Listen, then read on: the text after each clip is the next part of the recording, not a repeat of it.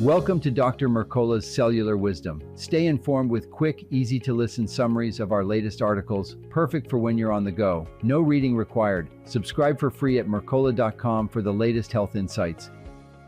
Have you ever finished an intense workout, checked the time, and skipped those last slow laps because you thought they wouldn't change anything? Hello, and welcome to Dr. Mercola's Cellular Wisdom. I'm Ethan Foster, and today we're asking whether cooling down after exercise genuinely matters for your health. Cooling down sounds simple, yet you hear mixed messages. Some trainers insist it completes your workout. Others shrug it off. We're going to clear that up. I'm Alara Skye, and together we'll unpack the evidence, outline who benefits, and help you decide how those final minutes can serve you.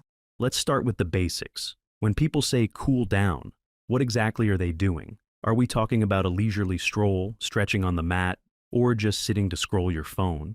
Give us a working definition so listeners can picture the practice before judging its value. A cool down is brief, guided movement performed right after your main effort. Think 5 to 10 minutes of light jogging, brisk walking, or easy cycling. The goal is to let your heart rate, blood pressure, and breathing drift back toward baseline instead of slamming from high gear to full stop. Many of our listeners care about results. They want less soreness tomorrow and strong performance next session. Research suggests cooldowns don't reliably deliver those perks. Could you explain what the studies reveal about muscle soreness and performance when people skip or include a traditional cooldown? Sure. Performance scientist Andy Galpin notes that, in controlled trials, soreness levels and next-day output look almost identical, whether you cool down or head straight to the locker room.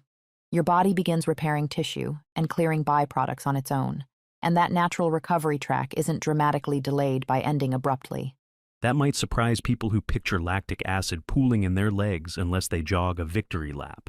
If cooldowns don't change soreness, why keep them? One emerging answer lies in your nervous system. Can you walk us through how easing out of effort affects your cardiovascular and stress responses? Exercise cranks up your sympathetic or fight or flight drive. Heart pounding, vessels dilated, cortisol circulating. A gentle taper signals the parasympathetic side to regain control. Physiologist Monica Fleschner points out that this shift is smoother when you keep moving lightly. Think of it as downshifting through the gears instead of jamming into park. So if your workout was already mild, a stroll with the dog, or a light mobility flow, your body likely slides back to baseline unaided. But after high-intensity intervals, the gap is wider. When would you say a formal cooldown becomes truly useful instead of optional? The key flags are intensity, duration, and personal risk. Sprint repeats, heavy squats, or a long tempo run all leave blood vessels open and pressure dynamics unstable. If you're over 60, manage heart issues, train at night, or live under chronic stress, those few quiet minutes, steady circulation, and calm overstimulated nerves. Let's compare approaches. Some athletes sit down and stretch. Others hop on the bike at a gentle spin. The 2018 Sports Medicine Review examined active versus passive cooldowns across many sports. What did the authors conclude about real-world outcomes like lactate removal and immune function? They found a clear edge for active movement.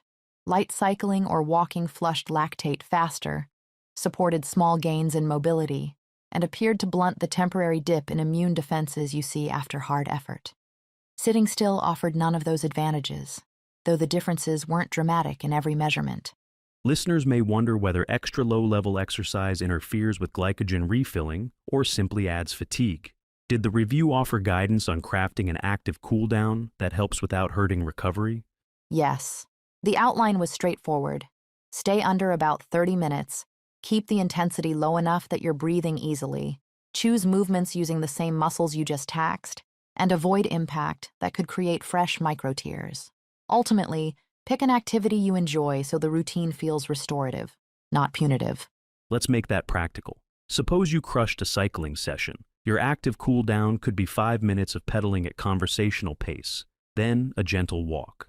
For a lifter, maybe unloaded bodyweight moves and arm swings. Simple, brief, and targeted is the theme, right?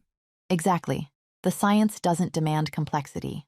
What matters is gradually throttling down mechanical and metabolic stress.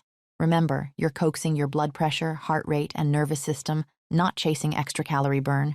When the dial feels reset, breath steady, pulse under 100, you're done and can head to the shower. You mentioned certain groups get outsized returns. If I'm a healthy 30-year-old doing moderate workouts, skipping cooldown probably won't backfire.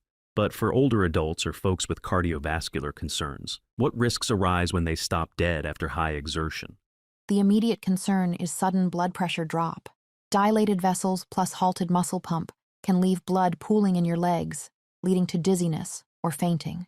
Over time, repeatedly shocking a sensitive heart this way strains recovery. For these listeners, a measured wind-down is inexpensive insurance. Evening exercisers also caught my ear. Many people train after work and then struggle to fall asleep. How can a short cool down influence your overnight rest? A controlled taper lowers cortisol and heart rate, signaling that the stress phase is over. Pair those easy movements with slower exhales, 4-second inhale, 6-second exhale, and you flip the parasympathetic switch. Listeners report drifting off faster and waking less in the night when they respect that transition window. Stretching often sneaks into cool down routines. The article cautions against forcing long static holds right after exercise. Can you outline why active isolated stretching gets the nod instead? AIS uses brief 2-second holds repeated through a comfortable range. That rhythm encourages circulation rather than choking it off. Static stretches, by contrast, reduce blood flow and can trap metabolites, extending stiffness. Ballistic bouncing risks micro tears. So keep your motions deliberate, light, and within what feels good today. I'd like to touch on mindset. The review noted that athletes feel psychologically better after an active cool down, even when measurable biomarkers barely move. How does perception play into adherence? Feeling restored is itself feedback. Those minutes become a ritual. Space to reflect on your session, chat with training partners, and mark completion. When your brain associates cool down with closure and relaxation, you're more likely to repeat the workout tomorrow, which ultimately shapes long-term progress. Listeners send us rapid-fire questions, so let's tackle a few. First, how long should you plan for a cool down? Is there a sweet spot everyone can remember? Or do you prefer telling people to watch their own heart rate?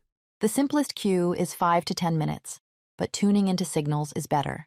Aim for breathing that feels unforced and a pulse below roughly 100 beats per minute. If you reach that state sooner, stop. If you're still winded at 10 minutes, stay gentle until calm emerges.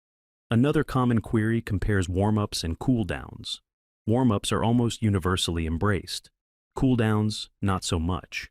Could you clarify the biological difference so listeners know why skipping one phase carries more risk than skipping the other? Sure, warming up raises temperature, increases joint lubrication, and primes nerve conduction, directly improving force output and lowering injury odds. Cooling down, by contrast, manages the drop-off, regulating blood flow, hormones, and mindset. Neglect the warm-up and you risk strains. Neglect the cool-down and you risk dizziness and restless recovery. Let's summarize the essentials for listeners driving home. Cooling down isn't mandatory for every workout, but if your session is intense, late, or you have cardiovascular considerations, invest 5 to 10 low-intensity minutes. Favor active movement over complete rest, aim for breathing ease, and finish before you feel new fatigue.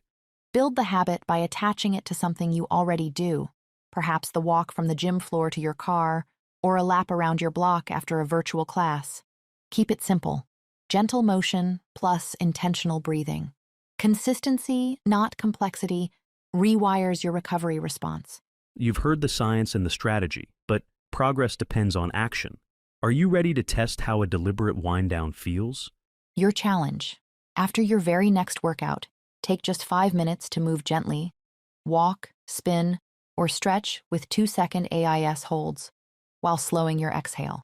Notice whether your breathing settles faster and how you feel an hour later. Try it once today and let that firsthand evidence guide your routine. Thank you for joining us. We'll see you next time on Dr. Mercola's Cellular Wisdom. Thanks for watching. Subscribe now and click the notification bell so you never miss an update. See you in the next video.